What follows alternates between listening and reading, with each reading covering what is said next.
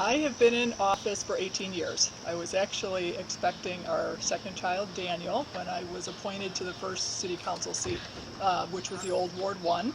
I served as a Ward 1 councilwoman for 10 years and was off during the redistricting, and then ran for council president. I've been council president since 2008.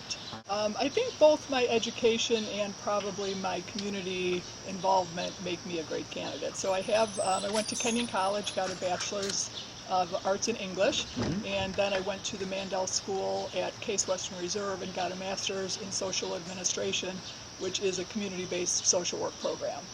So got the chance to work with community development corporations, learn about community organizing, community planning, and really work and see how communities get involved, organize their residents, empower their residents to help make their communities better. I was a councilman, of course, in Euclid. Okay. I was the former Ward 3 councilman. I served as a prosecuting attorney for the city of Cleveland and did that for about 3 years prior to the time that I was mayor. And that was a real eye-opener and sort of a vision into the way government works. Cleveland's a big city and has some big city problems.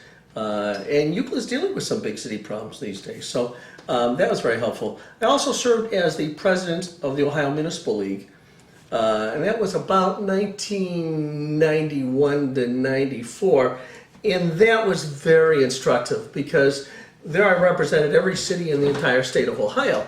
And it gave me an opportunity to see what municipal alternatives there were for problem solving. And the city of Mansfield would do things that I never dreamed of before. I also served as the law director for the city of Westlake, and that was after I was mayor. And I was Westlake law director for about 3.5, 4 years. And then in the private sector, I've represented clients in front of municipalities all over the state of Ohio. I say that I'm a business broker is what I do for a living. I buy and sell businesses for a living. So when I talk about being able to talk to folks outside of the city and increase economic development here in the city of Euclid, I do have some experience with that. And that's a big part of our initiative in the first term, is making sure that we at least put us back on the track where folks are looking at Euclid again.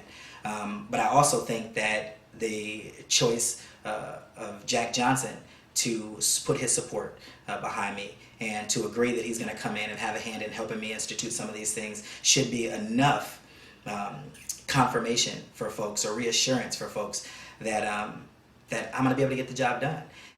I'm a fourth generation Euclidean, so somebody who understands the Euclid of yesterday, but who grew up through the transition and who has a little bit of business experience as well as life experience to point us in the right direction. I think our best days are ahead of us.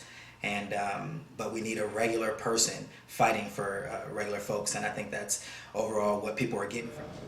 I feel like I'm a voice. I've been an activist in the community for over 15, 20 years. We could go back to 1993 when I petitioned the city mayor, David M. Lynch, with the approval of Cervenik, Councilman Cervenik, on raising the income tax in the city to 2.85. That's that share portion, which guarantees $45 million of state budget to the City Board of Education. So over the last 20-some years, we done raised a lot of money for education and a lot of money for streets.